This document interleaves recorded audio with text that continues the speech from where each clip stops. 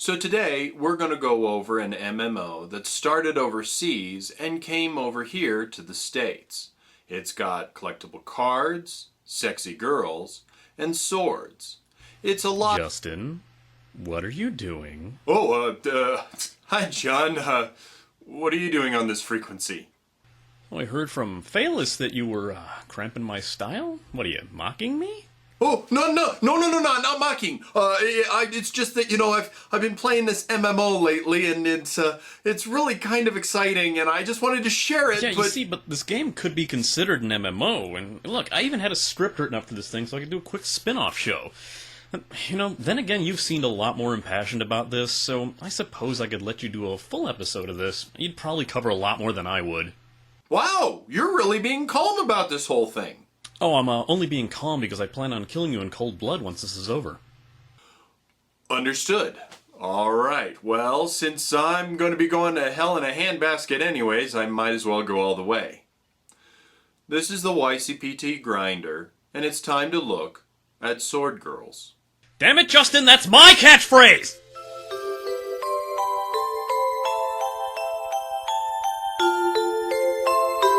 So, Sword Girls is an online MMO, and it started in Korea in 2011 by Xeonix, and it slowly made its way to Japan after that.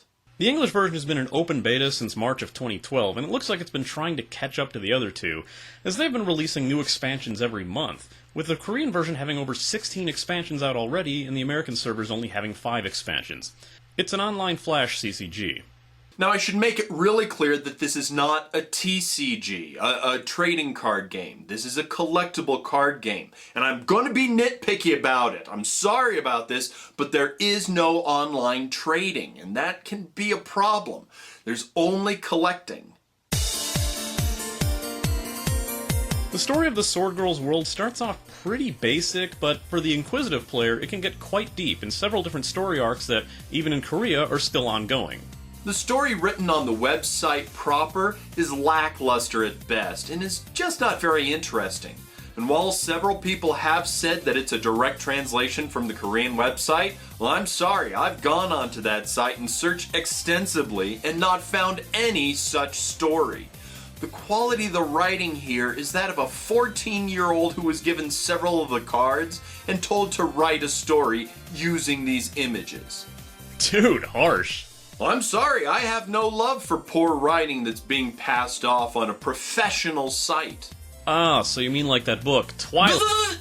And while I can see a lot of people telling me that, hey, it's a card game about sexy girls and swords, what do you expect? I'd like to point them to a real-life TCG called Legend of the Five Rings, where the storyline is a key element to the game. And there's even websites that have pages among pages of official stories between clans, characters, and years worth of history. And no, this isn't Legend of the Five Rings, but on the Korean website they have a story section. So not to bring the story overseas in a relatively well-written form is really a shame. Dude, give it a rest! The graphics for this game are pretty basic, as there's not much in that it's a card game. The majority of the illustrations for the cards come from a Korean illustrator named Salty, who has a very anime-ish style to his characters. And that he is the art director allows the art to stay consistent throughout the game, no matter who draws other cards, and as anyone who's a fan of CCG artwork can tell you, that the cards are accurate to the characters is a must. Fan of some of the artwork? No worries, it's actually pretty easy to find the art online for any of your favorite cards. Just search the name and you'll find a 320 by 480 image for it. Unfortunately, that's the best quality you can get, as the card images are usually displayed at a much smaller resolution. Man, I want that card so badly. Yeah, it has some amazing stats on it. It has stats? The music for this game is actually very good. I found myself enjoying the music as it played in the background. Problem comes from the fact that you have the background gameplay sounds mixed into it all, and you can't separate the two. I would have been very happy to have had the music on the whole time I played. From the calm music of the main area to the calming violin-laden gameplay background music. It's all very nice when it's not being disrupted by magical whooshes, shattering glass, and sword slashes. That you cannot turn off the special effects really bothers me, and honestly I wish it could. I've been playing for the past several weeks with the sound turned off, and I wish I didn't have to. Hopefully they will fix this in the future. What are you doing? I'm pausing for dramatic effects to show my displeasure so that the coders of Sword Girls will hopefully get on that. And you think this will work? I don't know! Awkward? So let's look at the gameplay itself. Your deck is comprised of 30 cards total, no more, no less, with one card character. There are 5 factions that this card can be part of: Vita, Academy, Crux, Dark Lore, and Neutral, and to begin with you're only given the choice of 4 of them save for the Neutral. There are 2 types of cards that can go into your deck: spells and followers. Followers are the soldiers that fight for you, while spells do magic-y things. When you enter a battle, you'll notice that there are only 5 areas on the board on each side. These are the areas on the field and mean that you can only have 5 cards out at any one time on your side. All battles are set to random. No, I didn't stutter. I did say random. And there's no better way to have your players call foul than to make something random. I can tell you from a player perspective that this can become greatly annoying as your followers start to attack one card and then all of a sudden completely ignore it and let that card completely decimate your followers on the other side. That's not right! Why does a computer always attack my weak cards and I always attack their strong cards? This game cheats! It's completely true. You'll be saying that a lot more than you'd think. I know I did. But in all fairness, the AI here is really bad. So to make it stronger, they allowed the NPCs to use broken decks. So don't be surprised if, in some of the more advanced dungeons, you see the computer use 3 of a particular card that is normally restricted to just 1 in a deck. But also note that the AI won't place cards optimally either, so some spells that would normally kill your deck will just fizzle out unresolved and completely wasted. It's a real crapshoot on how strong the computer will play at any given level. While various parts of each turn are decided with a coin flip, and with attacks going back and forth between the 2 armies, with one person attacking and then the opponent, the followers are chosen at random, as are the enemies that they attack. It's the random aspect of this game that has the possibility of turning a lot of people away, but it also has a chance to bring in a new style of play, as now you have to design decks to play differently than you normally would in real life, foregoing the decision-making aspect to making a well-rounded deck. So let's talk about what you can do during your stay here. At the top we have the dungeon battles. These allow you to use your deck to gain ore and materials without confronting any human players. Each one is several levels long, with the shortest being 8 levels and the longest being so far 30 levels. As can be expected, they'll get gradually tougher until you meet the boss character at the end. Defeating the boss will get you a lot of materials for your rewards. Defeat them 10 times and you win their character card to use in your deck. But losing in a dungeon will send you back a level, while losing to the boss will force you to start all over from the first floor.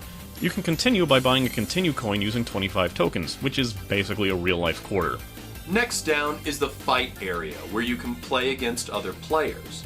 The rewards you win here are always materials, and so it's best to try to get as good a rank as you can manage so the reward is higher.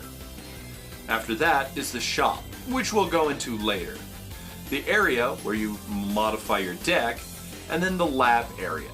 Now this area is quite large and there's lots to do here. You can craft cards here, give character cards gifts to level them up. You can train and upgrade follower cards, once again to give them higher stats. Exchange special coins you win and earn to make new cards. You can send character cards out to search for materials and ore for you to use in this one. Transmute one kind of material into another that you need. Or you can exchange cards for a random kind of material. The bottom area here is for PvP practice and autoplay that takes place in wee hours of the morning, but will get you some well-needed materials, as well as ladder-ranked matches which run at specific times of the year. Now, how to use all of this is mostly covered in the in-game tutorial found in the quest area to the side. Finishing quests will earn you materials, ore, and blue coins to exchange for goods in the aforementioned coin exchange. The community, or lack thereof, is mostly relegated to the forums on the main website. Any community that happens in the chats on one of the 5 different servers is, for the most part, made up of people who have been playing the longest. It is possible to get questions answered on the chat, but it's pretty rare. Nothing against the people in the chat. It just seems that they tire of answering the same questions over and over, and will start to ignore the people who ask those questions, even if they're newbies. Gaining a new friend in the chat is going to be hard and rare. You can play the practice mode in the arena, but you won't get any materials or rewards for doing so it kind of denies you from inviting people you know into the game, as there's no incentive for playing together. For a kind of MMO CCG, not gonna lie, this is pretty bad. Hey, J-Dub? Yeah? Do you usually take this much time? We've got some more to talk about. Ooh, yeah, we better take a break. Well, then the viewers can actually enjoy this Pepsi commercial. And I know I'll enjoy this Pepsi throwback, now made with real sugar. Pepsi. How do you know it's going to be a commercial for Pepsi? Well, you know, for a snack, nothing's better than Kraft macaroni and cheese. You know you love it. Could be Starbucks for all you know. How about some Colgate Total? It's advanced cleaning. It's got tartar control. This is a free-to-play game for the most part. You can buy tokens to buy booster packs or premium rewards, which I'll get to in a minute. To purchase tokens, you can either go to the main game shop and click on the charge button to buy them, or you can go into this area directly from the Changyu website. But if you're not interested in spending money on it, then you can make almost every card in the game just from grinding. Now, each card has its own basic recipe to make it, and as you play the game, you gain ore and different special materials and accessories. When you have enough of these items in the required quantities to make the card, you can just make it. For free. And that's something I really like about this game. It's not a he who has the most money to buy the most packs of cards wins type of game, like Magic the Gathering kind of turned into. No, for this game, you either have a very rare chance of pulling that rare card, or you have to make it. You kind of earn it that way. The booster packs are separated into the 4 named factions, and every time you buy a card from these boosters, you are guaranteed a card from that faction. And many times the cards that you don't use can be used to craft rarer cards. And then discover that the card is so hard to play that you really shouldn't have put it in your deck anyway, and will be sitting on a rare card. Ooh, bad experience, I take it? I don't want to talk about it. Now, when expansions are released, they put them into the premium prizes. These are offered at the end of a match whenever you win or lose. You can get the 2 token prize that gives you some random material, which is always a good deal, while the bronze and gold packs give you a random card, with the chances of getting uncommon and rares from the gold pack a little better. Going to the store will allow you to purchase cards from expansions released before the current one, and, once a week has passed, the current edition of cards will be available to craft. You can also purchase entire decks of cards from all of the named factions, as well as special card backings. The problem with buying the backings is that you yourself cannot see the backings when you play, but all the people that you play against can. Luckily, they're inexpensive, and you can most likely buy something with the in-game tokens, as they're sometimes gifted to you through completing quests.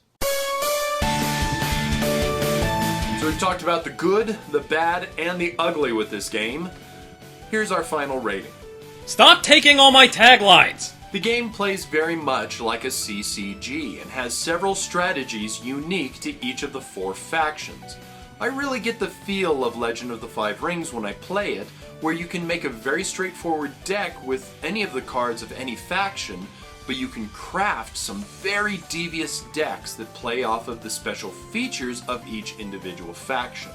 If you're a fan of the artwork you've seen here, then you're in luck, because unlike other CCGs, the artwork stays fairly consistent throughout the series.